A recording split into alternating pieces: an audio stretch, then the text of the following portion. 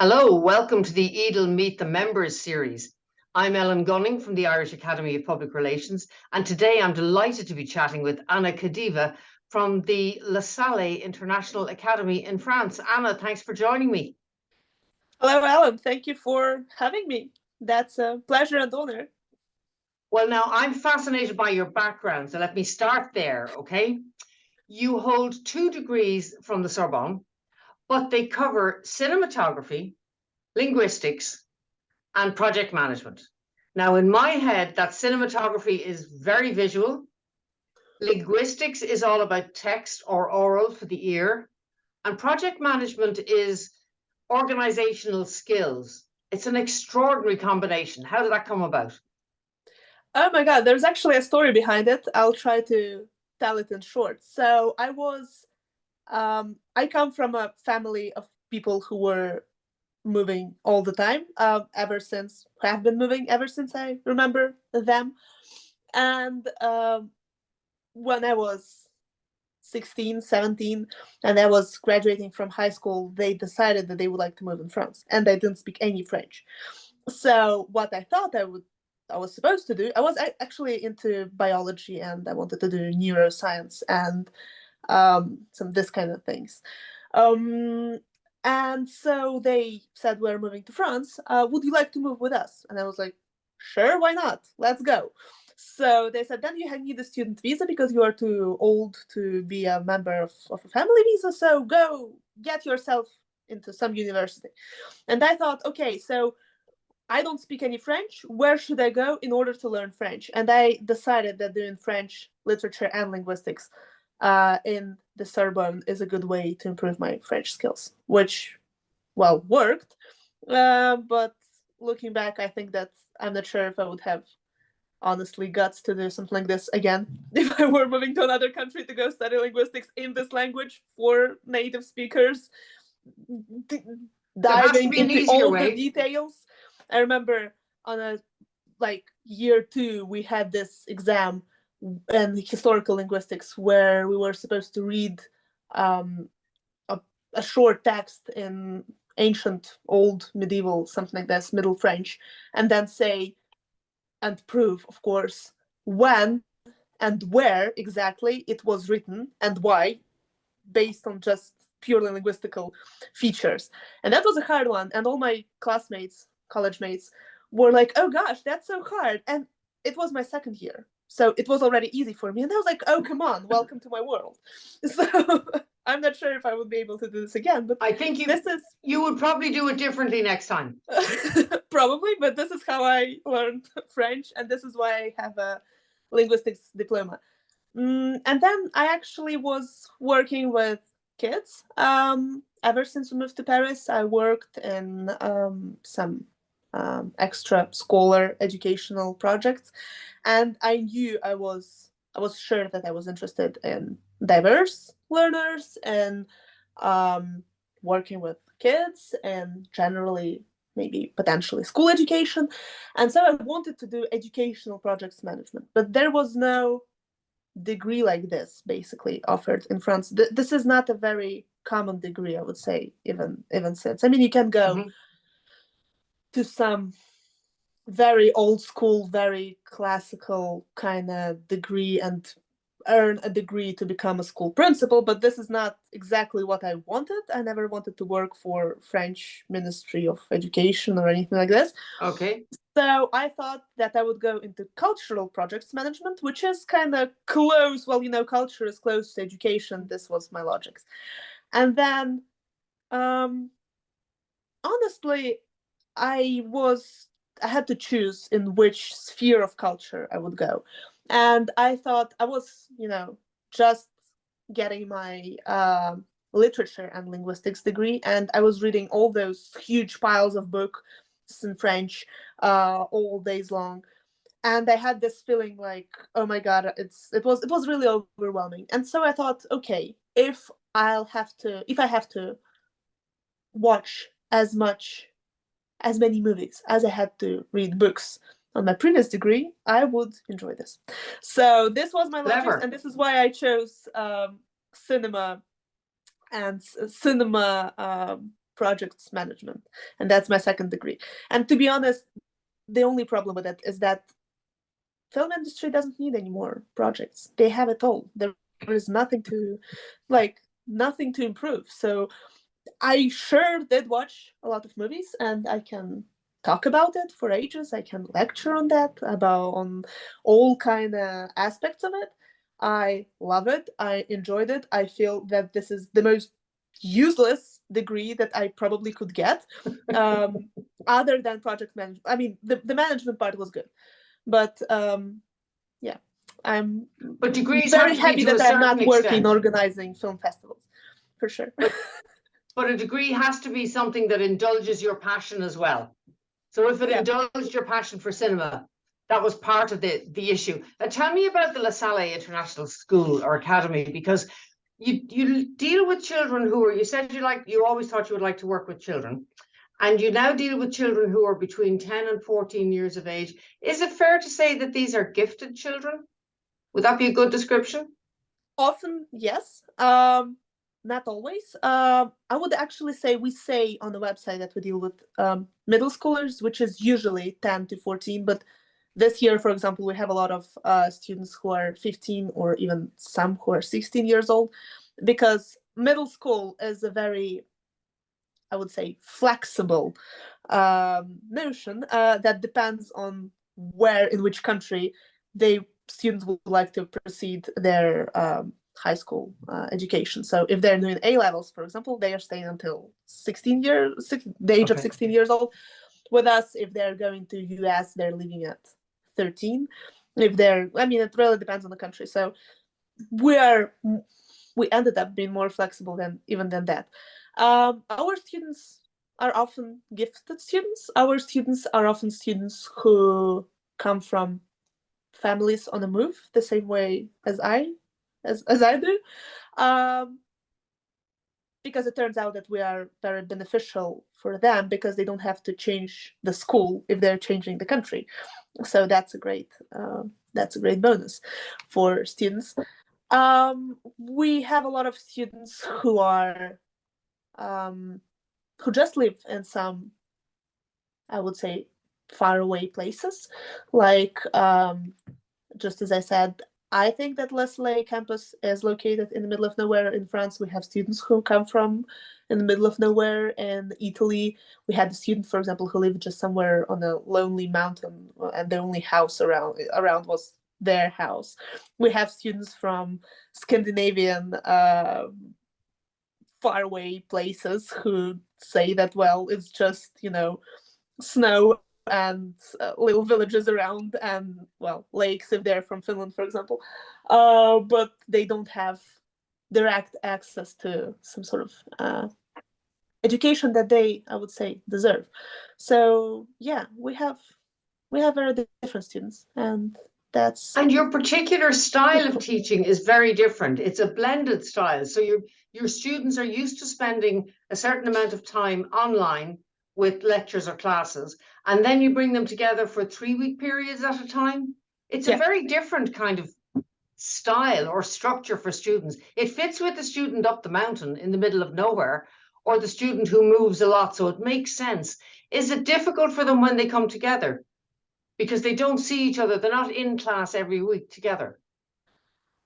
This is why we start with the on-site session. So they first, like in the beginning of the school year, everyone meets each other in person, and they build this connection. They bond live in 3D, and then they go home. But they go home for just 2 months, and they stay in the same groups with the same classmates, and it's like, having a short period of distance learning, and then they're back for a 3-week period, and everyone's anticipating always the on-site sessions and coming back to the chateau and seeing each other, etc. And then they're also happy to go home in the end of 3 weeks, because often 3 weeks is enough. I mean, for 10, 11, 12-year-old students, it's natural to get homesick at some point, to miss their own, I don't know, siblings, pets parents also sometimes, local environment, and want to go home. And I would say that's a pretty balanced system. When you look at the curriculum that you teach, you say that it focuses on maths, science, humanities. Are those students prepared for specific exams, or is it just a broader education that you're giving them? I would say it's a rather a broader education. So not going into big details now. The magic of middle school curriculum is that generally middle school curriculum is very weak academically. So whatever you do, if you do it well, if you teach well, you cover most of it pretty easily, and you still have time, and you still have what to do, and you still have time and place. So this is why we don't prepare students for any specific exams, because we are sure that they will be able to pass pretty much any exams at the end of Sallay. We do some sort of course, targeted one-on-one preparation for national exams. For example, we had a lot of students from Vienna, which is not a faraway place and not the middle of nowhere in general, the capital of Austria. And of course, Vienna students, like Austrian students, were required to pass some exams at the end of each year that were in German, so they practiced their German writing skills, and also that they were supposed to be very aware of Austrian history specifically, so we spent some time with them focusing on that.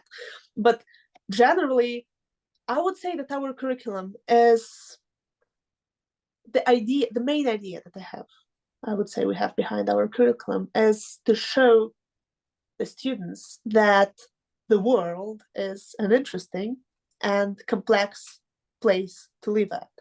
That there is no math that is separated from physics, that is separated from chemistry, that is separated from biology, that has nothing to do with philosophy and humanities, and then there is somewhere geography, somewhere history, somewhere literature, and they're not related at all. No, what we are doing is we are showing all the time how everything is related, how anything can be studied from all different viewpoints. We do a lot of what we call co-teachings, which is when we choose a topic and then teach this topic by two or more teachers from different disciplines. Like, for example, we did the Black Death co-teaching that was taught by a history teacher and the biology teacher. And so they approached it from what happened history-wise, how it affected the world, and on the other hand, what happened, how did it work virusology-wise. So that's the kind of things we do all the time. It's a fascinating way to teach. I have to tell anybody watching, you should go onto the website for La Sallay International Academy and look at the Christmas video 2022. It doesn't look like there's one child there who's doing an ounce of studying at all, but they all look absolutely happy out, as they say, and are actually saying how much they'll miss the Academy and want to come back again. Let me ask you about EADL. You on your website, you very proudly display the EADL badge and say that you partner with, you're a member of EADL. EADL, the European Association of Distance Learning. Why did you choose to join our organization, and what do you get from it? So I would say that what we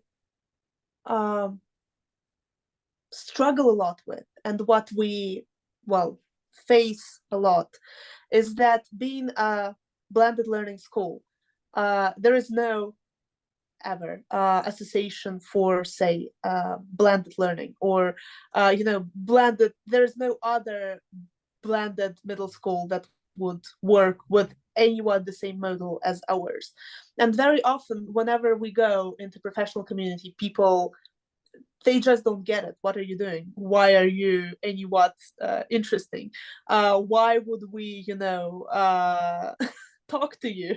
And I mean, on one hand, this is a natural process when you are doing something, I would say, innovative.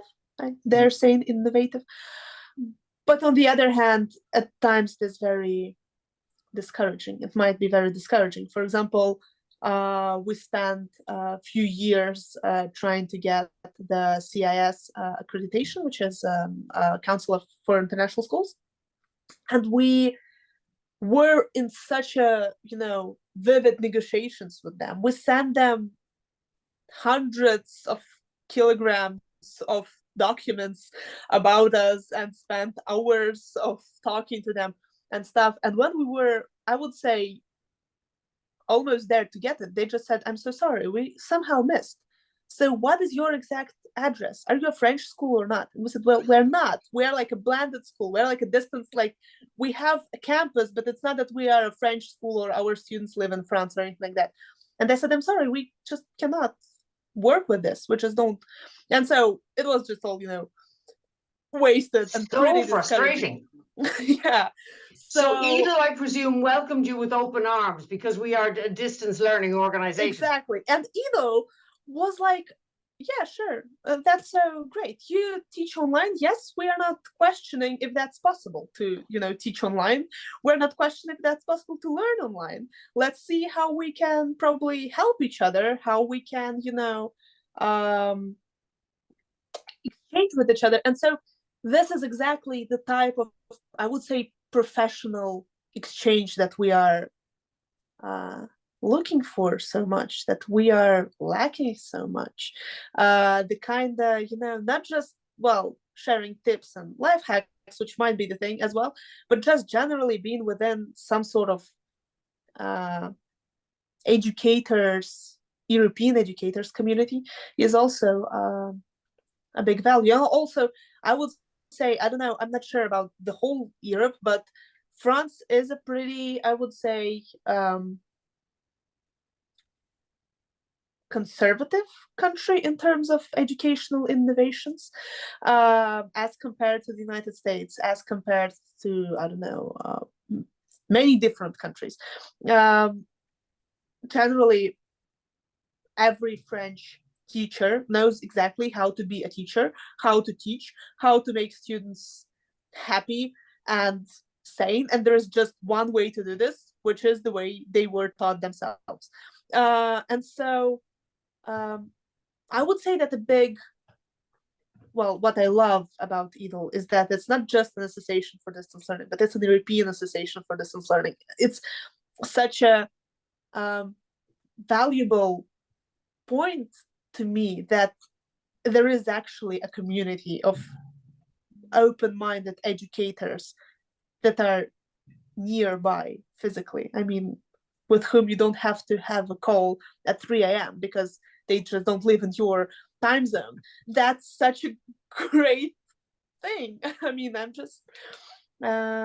we're just happy to be a part of EADL, and I hope EADL is also happy to have us as part of I think the reason we're doing this interview today is because EADL is very happy to have you as a member. And EADL is very much a family of professionals who love to do exactly as you said, to share education, information and insights and best practice. Exactly. And you do it best blended. So we'll learn from you, and I'm sure you'll learn from us, I hope. Absolutely. Anna Kadieva from Sallay International Academy, thank you so much for joining me today. It really has been a pleasure chatting with you. I know that we could have chatted for at least another hour because I have no idea why you did so much moving around as a child. We're going to have to come back and do a second interview. For now, thank you so much for joining me. I thoroughly enjoyed it. Thank you so much for having me. Thank you so much for inviting me to this interview, and absolutely looking forward to talking to you more and more and more. Excellent. I'm Ellen Gunning from the Irish Academy of Public Relations. This has been part of the EADL Meet the Members series. I hope you've enjoyed this interview with Anna Kadieva as much as I did. Until the next time, bye-bye.